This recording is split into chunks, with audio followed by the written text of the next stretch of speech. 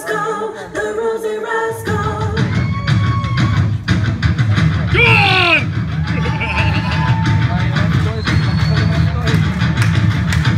Yes!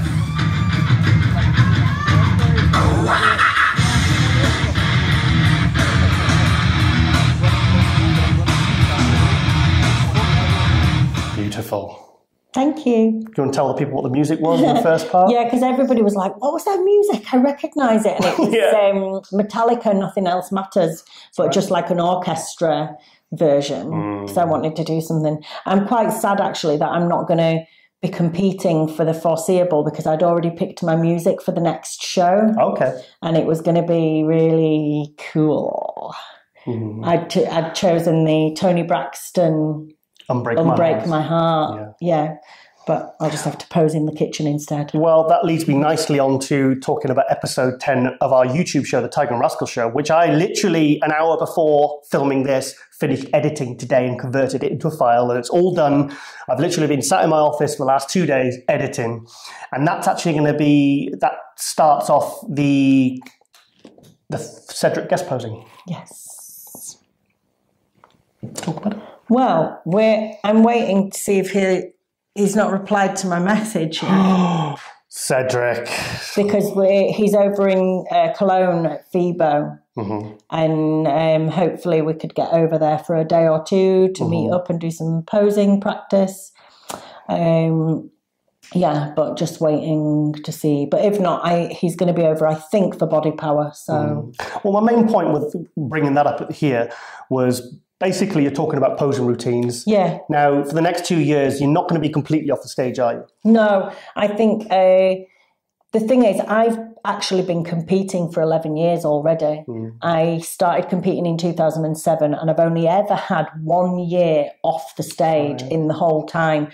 And it takes away a lot of your time and a lot of your energy. And now I feel like, even though I'm not going to be competing, I feel like my world's opened up to so many other things because it means I can put more practice into honing my dance skills, maybe learn some gymnastics, and then I would love to do more guest spots. So if anything, the competing took you away from your guest posing, because 2 years ago you were booked all over the country for guest posing. That's right. And you would spend a full month on doing themed guest poses. You did Harley Quinn, Star Wars, when you came on as Princess Leia and Darth Vader. It's 2 separate outfits. Yeah. You did Batman, you did Supergirl, and they were all, they were like really fully choreographed routines. So I'm really pleased to see, especially going to do a routine with someone like Cedric, who is like a male version of you in terms of his creative streak. Yeah. So, because I was really too tired and too busy to continue preparing those guest spots. So now I would really love to spend some time doing that, and I can still stay in shape because in no way at all am I backing off from my training. In fact, the last couple of weeks I've not enjoyed my training so much in years. I've absolutely on a buzz with it. Okay. Well, time for... You all right? Yeah. Time for another athlete update. So this time we're going to be talking to James Hollingshead, another British bodybuilder that won the British finals at the 2017 British finals. He won the super heavyweights in 2014, 2 years outside of the juniors. But unfortunately, he had to go up against Nathan DeAsher in the overall. So that's why he didn't win that year. So, yeah. Nathan DeAsher. Yeah, dream killer. Yes, so James. James has won his pro card now by winning the super heavyweights at the last British finals. And so let's hand it over to James so he can give us an update on what his moves are next. Check it out. Giles, good afternoon, Rosie. How you doing? So contest plans that we have in the pipeline. Hopefully this year off, something for the first quarter next year. You know, ideally something around the same time as the Indy Pro. If we can get an invite to an Arnold, of course, that'd be great. I don't feel the need to jump in at a small show. I would like to try and do something as big as possible, if possible. Because I believe in the time frame that we have between now and then, I can make necessary improvements to at least be a factor, as much of a factor as I wish to be. So we'll see. First quarter next year, continue with the off-season for the rest of this year. Try to have a successful debut. Successful being just literally have some good feedback and people say that the potential's there. But we'll try and do everything between now and then to be great.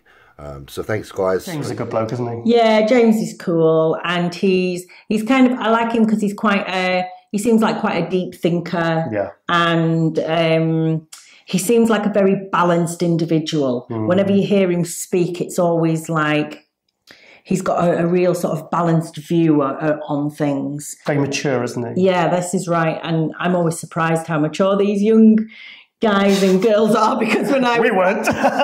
we were like My 20s, oh my God. yeah. So and he's another one that really just lives and breathes this lifestyle. Brings a lot to the UK bodybuilding scene. He opened up a gym called King's Gym last year, and it seems to be building a really good reputation in the UK. Because Cedric, when we had Nando's with Cedric last week, Cedric McMillan, he mentioned, I said, how's all the tours gone and all the dates? And he says, I can't remember most of them. He says, but there was one, he said, a guy called King's Gym, and a guy called James Hollingshead. He said, yeah, he really made us feel really welcome. They had a barbecue outside. He said, everyone was training and they had DJs. And he said, it made me feel like a real superstar. He said, it was nice to meet and greet. He said, but it didn't feel like work. Yeah, he said he wished he had a gym like that back home with that kind of family and atmosphere and everything. So yeah, it's great to hear that gym's doing so well. And also James is part of the trio that run up the Size Game podcast, which is Luke Sando, Banji Dameji, who's the host of the show, and James. Now the three of them have run that Size Game podcast for the last 2-3 years, and it's grown to something absolutely special now. Now, Luke Sando is actually calling his MD column The Size Game. So I wanted to form some sort of alliance between MD and The Size Game, because I just think it's important to bring the good people in the industry and the people that have got... secretly plotting to take over the world. Yes. Moving on. Yes. Okay, let's talk about hot topics. Okay. Hot topics. Topics. Like what? Okay, then here's the first one. Will Phil Heath win 8? Tick-tock. I think like 90% he's going to win it again. I think he will. Yeah. I think he will. Yeah. And I think it's going to be quite a clear victory, because last year, that stomach, he's won 7 Olympias. I think he should have won 2010 when Jay Cutler beat him. I was there. I was sat in front of Lee Haney, and I remember going, "Oh no!" And Lee Haney went, "No, Jay deserved that." I said, "No." Anyway, I digress. And and he only had the stomach issue for 2 of those. And as you know, a stomach issue could come from carb ups. There's a lot of different factors that can cause the distension. You can have, because Sean Roden on the prejudging at last year's Olympia had a stomach, but yet he came back a day later at the finals and the stomach was down. So it isn't an issue of, oh, that's it, because he's put size on and whatever, and he's taking this, taking that. It's an issue of sometimes not clearing the food out, or maybe loading up too much, eating too close, not carbing up early enough. I don't know. Well, actually, sometimes if you have bloating, it's like you can have severe bloating to the point where your stomach is hugely distended, and it is just bloat. Yeah. It's not like, it's just like a reaction to the food or whatever, and your stomach bloats up. It's not like you say, it's not like the muscle protruding or anything like that. But also Phil had the problem with a strangulated hernia. Correct me, I'm sorry if I'm wrong on that one. I think that's correct. And he's had that operated on. And I don't think I think he's going to pull out all the stops to make sure that that is flat, because he has received so much flack for that. I don't think, and he's got Rami on his tail, he's got Bonac moving up. There are guys, Cedric, Rowley, guys that really want to come after him. Roden, you can't count him. Dexter, these guys aren't a joke. So I wonder how someone like Phil Heath deals with the ever-growing pressure, because the more you win, the more pressure there is, and there's more people looking at you, and often is said that once you've won it a few times, then people want you to fail. People root for the underdog. Yeah. So it's like this ever-growing pressure. I'd love to speak to him and find out of different ways that he kind of shuts off so that the pressure doesn't become overwhelming. Do you think he does what I do and just listen to Five Finger Death Punch all day? Probably, yeah. He loves them. He loves them like me, so he's cool. But sometimes as well, like, he gets criticised for the way he talks, the kind of that self-belief and that kind of positive talking about yourself, and sometimes it can come across arrogant. It's a very fine line between confidence and cockiness. Yeah, but sometimes I wonder if that's his way of coping, because it's like the words that you speak instill that self-belief, and I don't know, maybe that's his way of keeping the strong head and not letting anything get to him. The thing is that he's a very easy target because he does respond. He's easy to bait on. I could put a comment on Instagram and you can pretty much guarantee you'll get a response off him, which unfortunately, the thing is, I remember when Ronnie Coleman, one of the most loved bodybuilders ever, you never hear a bad word said about Ronnie, but I remember a time when people were wanting Ronnie to lose and like turning on Ronnie when Jay Cutler beat Victor Martinez in 2007 Olympia, and then 2008 got it, and then he got beaten by Dexter. It's like people they were calling him a fridge, and then what did Jay do? Comes back in 2009, looks absolutely sensational, and everyone did a 180, and they're all loving him again. Yeah. So, but I want to say actually, it's a shame. Well, it's not a shame really, but I think Kai Green missed an opportunity last year because if he had actually turned up and did the Olympia last year at his best, there was an opportunity where he could potentially have been the contender to take Phil out, but he didn't because he believes that I don't know what he believes, he's got multiple reasons he says why he won't do the Olympia, but he missed an opportunity there. He should have done the Olympia because it's like when Jay decided, when Jay took second to Ronnie at the 2001 Olympia, I was at that Olympia. I still think Ronnie should have won.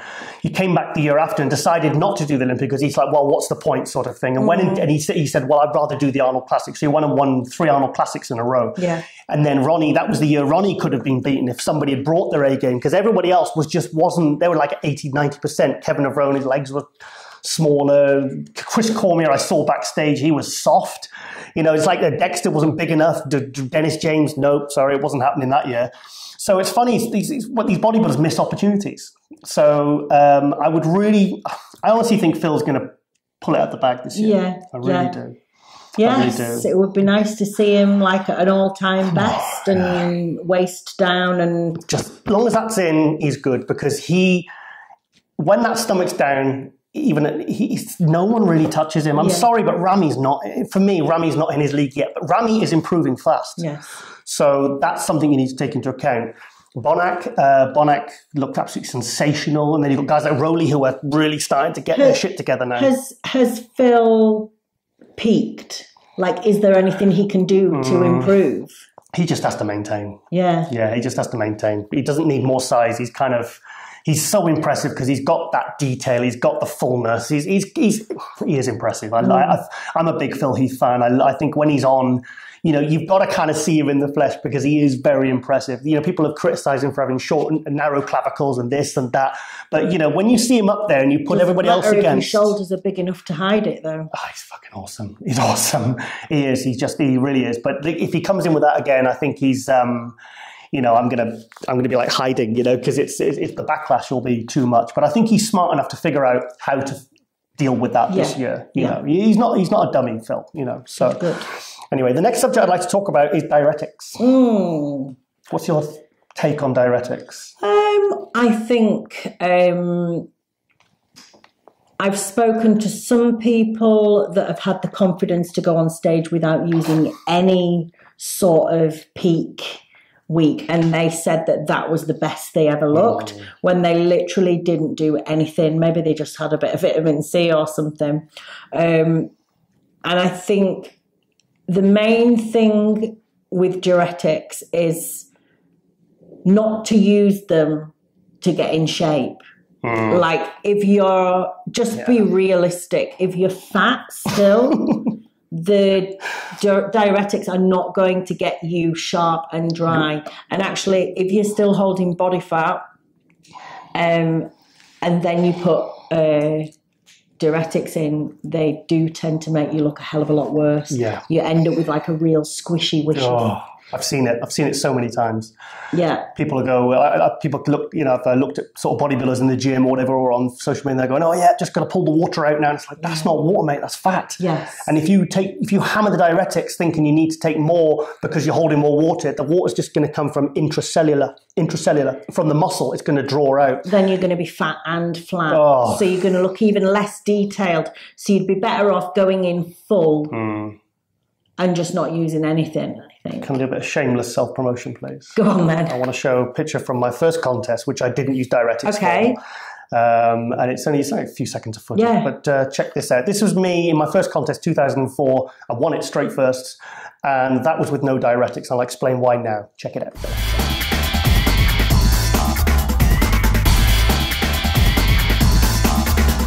Yeah, so that was my first contest. And I did that with... Because I did do cardio for that show, and I didn't do diuretics. I took it was actually Solgar herbal water formula, which I think they've Uva Ursi. Yeah, they've changed it now to Uva Ursi and Juniper. Yeah. And this formula had like because dandelion's actually very strong. A lot of natural bodybuilders take dandelion, and apparently it works almost as good as Lasix, but in a much safer way. So, and in fact, I've done 14 contests, but the only time I did take diuretics, 12 weeks of prep went down the pan in a matter of hours, and it was a disaster. And I don't have any regrets, but I probably do actually have that one, really. It was. I mean, I could literally see my physique. I'd come third at the Britain finals in the first time as the year before, and I went back to the same contest in the novice class the year after, and I was determined. My condition was good, but I was determined to come even drier. So I didn't carb up. And for the first time, I took some advice and I took some diuretics. I can't even remember which ones I took. And I think the guy told me, the idiot guy told me to take the whole strip. So I took the whole strip. And literally, my friend Pete Lawson came round, and because I was competing in Birmingham, and he used to always, because he lives there, and he'd always come and help and tan me up. This is when I could use Dream Tan.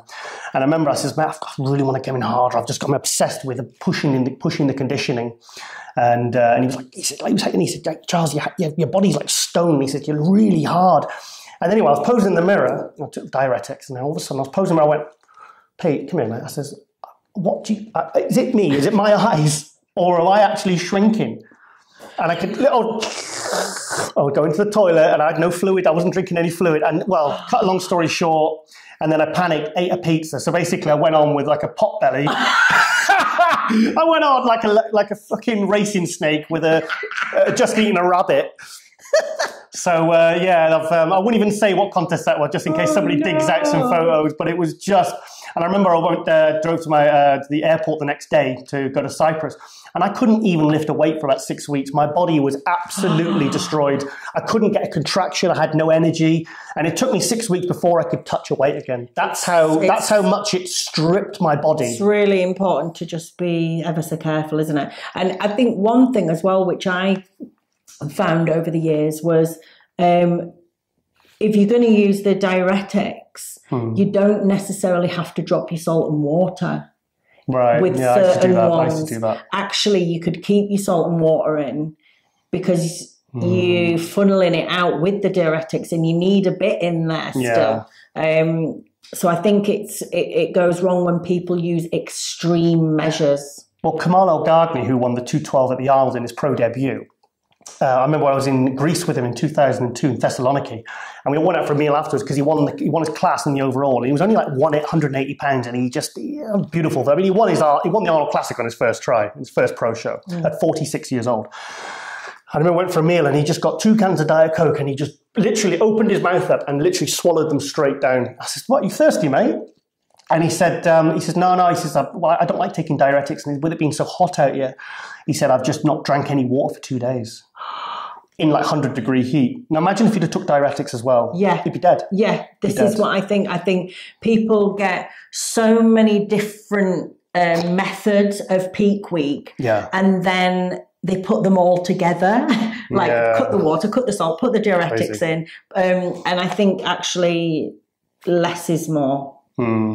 with peak week, with things like that. The thing is, like you said before, if you're in condition, you're in condition. Yeah. I was like ready 4 or 5 weeks out from a show. I didn't really have much water to lose.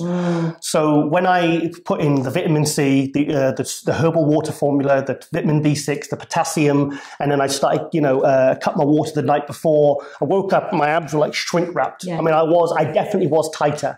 Well, I remember when I first started competing, I went and spoke to a guy called Andrew Merrifield. Yes. And he's one of the Britain's best natural bodybuilders. He's local. And his in condition was insane. Yeah. Well, I'll tell you what, after this, I'll get some photos and I'll put them up. Let's show some photos now, of which I'll get later. Check this out.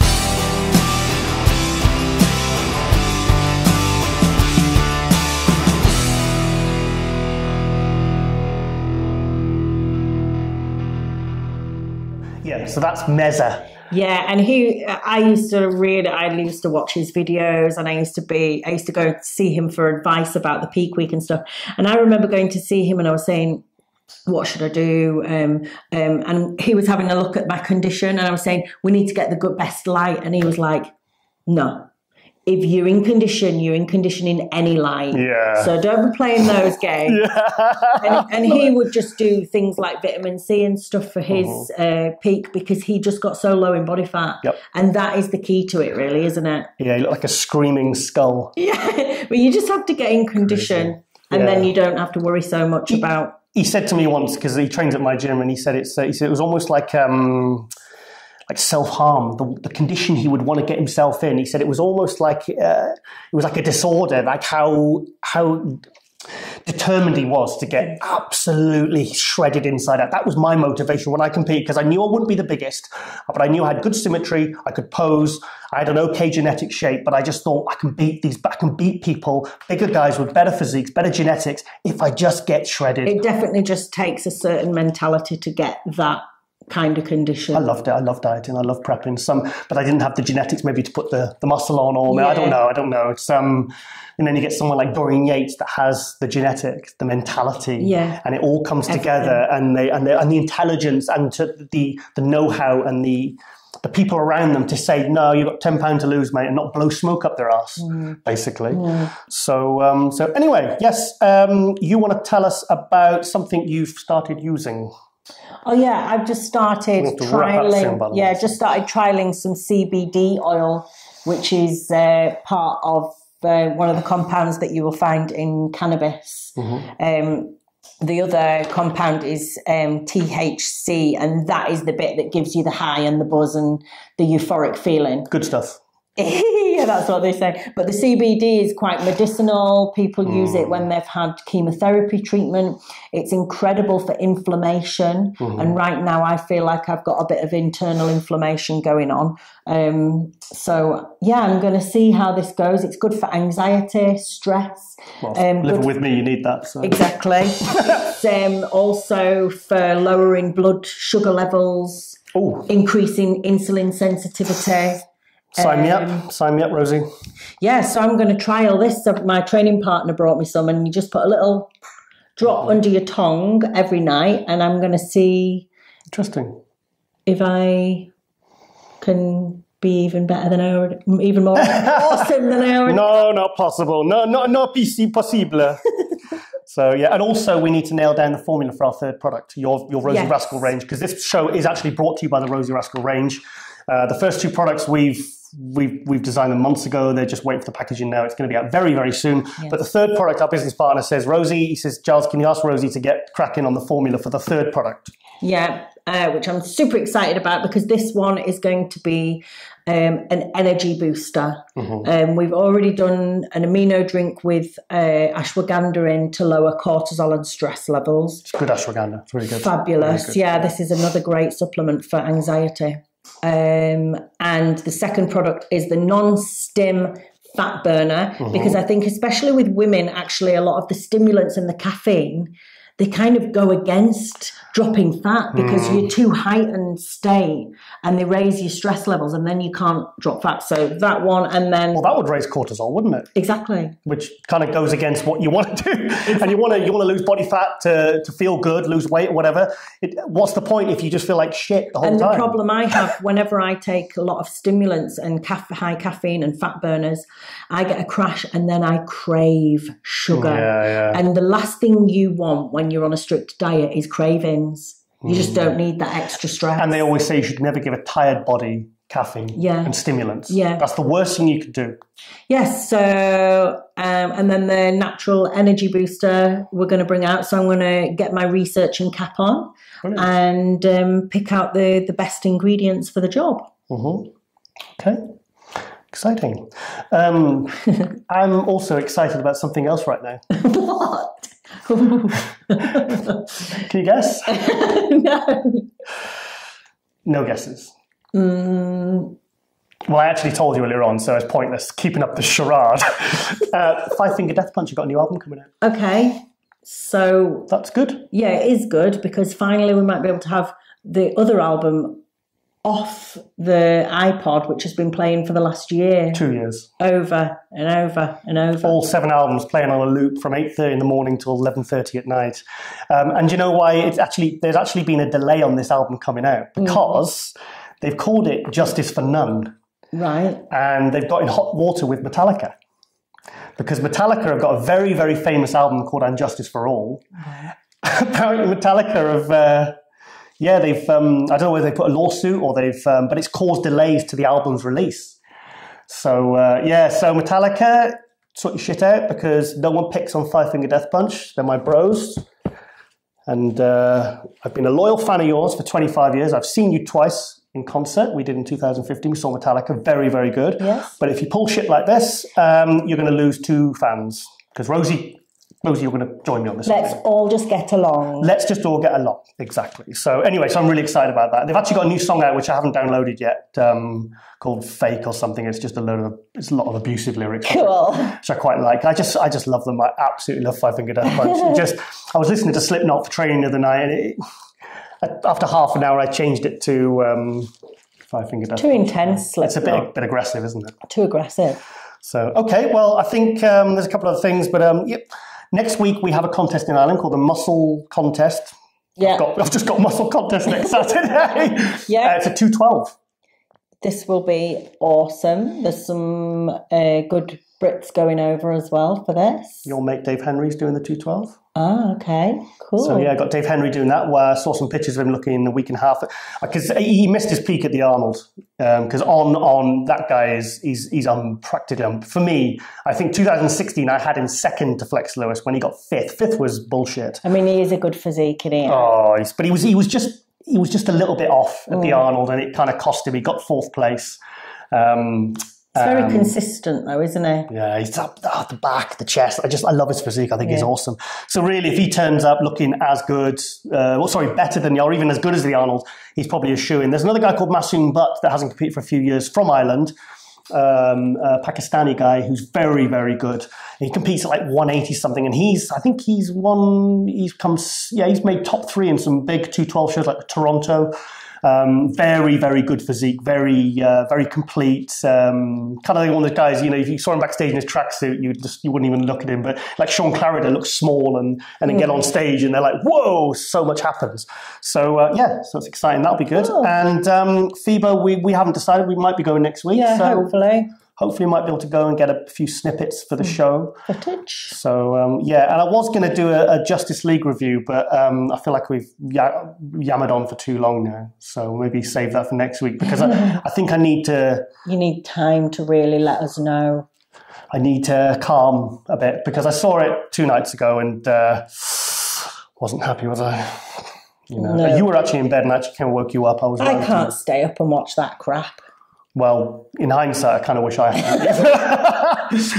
Waste my life. Yeah. Well, there you go. Anyway, thanks for watching episode 5. Hope you're enjoying the show. Thanks for watching. Thanks for supporting. And hopefully see you all next week for Muscle News Weekly with me, Giles Thomas. And me, Rosie. See you next week.